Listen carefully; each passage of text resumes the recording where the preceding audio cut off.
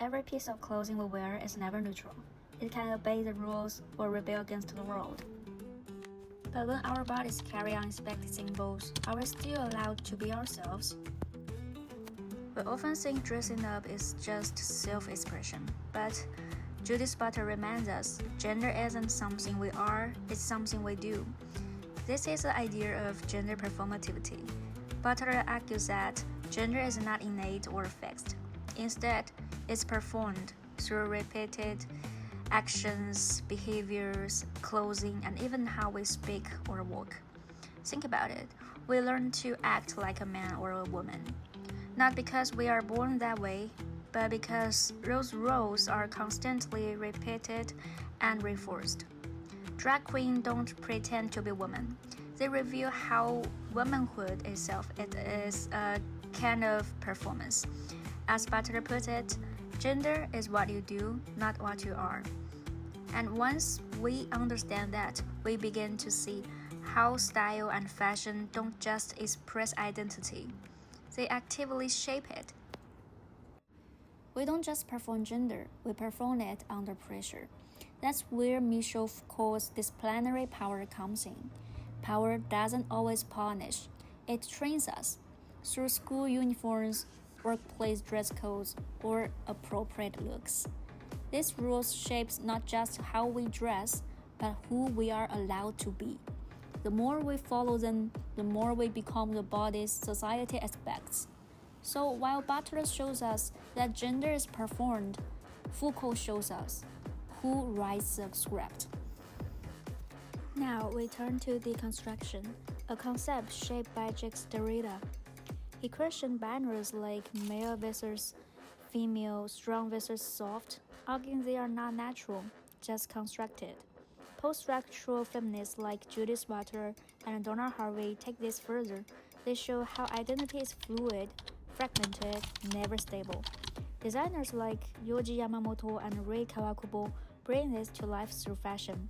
Garments set high curves, distort form, or refuse to fit. They challenge the idea that a body must be readable, especially among gender lines. So when we talk about fashion, we're not just talking about aesthetics. We're talking about power, bodies, and the right not to be defined.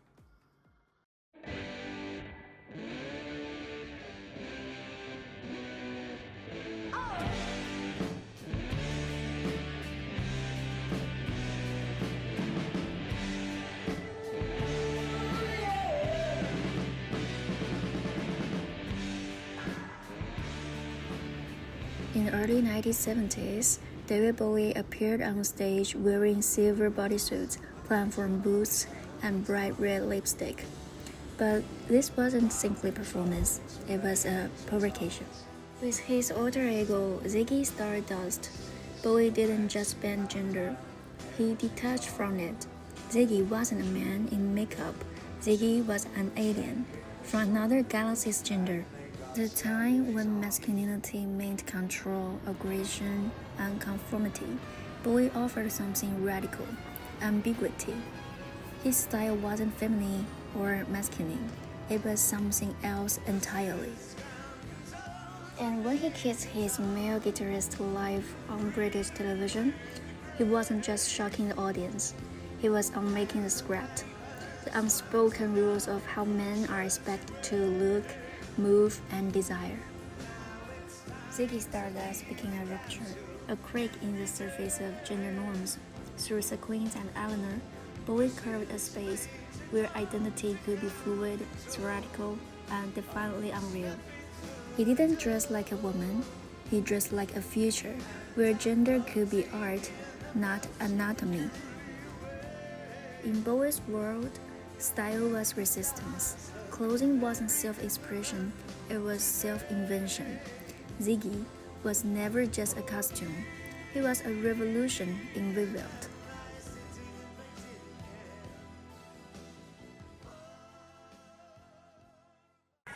变装是一种工具，这是我抗议的手法，抗议父权给我的框架。在你非常红之前，你会觉得你为什么要买内装？现在台湾观众就会知道说，哦，这个叫变装皇后。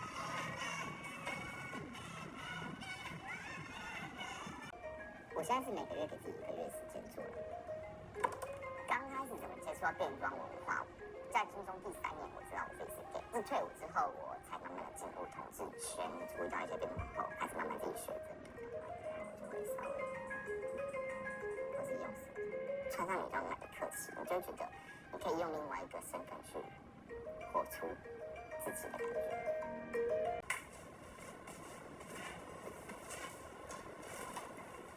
从零底妆到上妆完一圈，大概1个半小时。画眉毛了。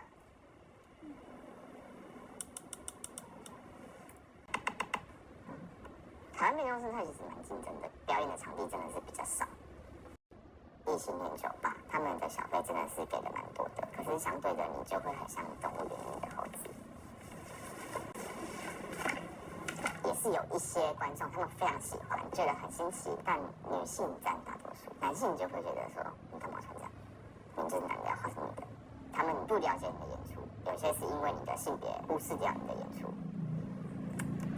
我喜欢表演给真正喜欢皇后的观众看，对我来说，我的表演才有意义。我想传达一些我平常不敢讲的事情。像我男装的时候，我就不太会很直接的表达，比如说我对父权主义的抗议。那这是我的日常，就是平常也是需要赶车。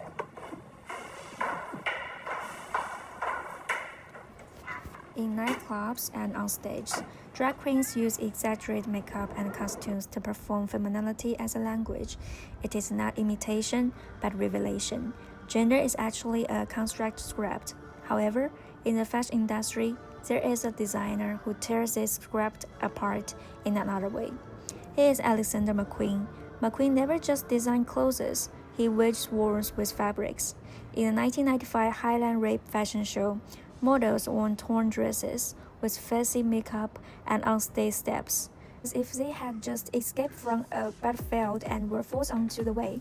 The audience was shocked, and critics accused him of glorifying violence. But they completely misunderstood him.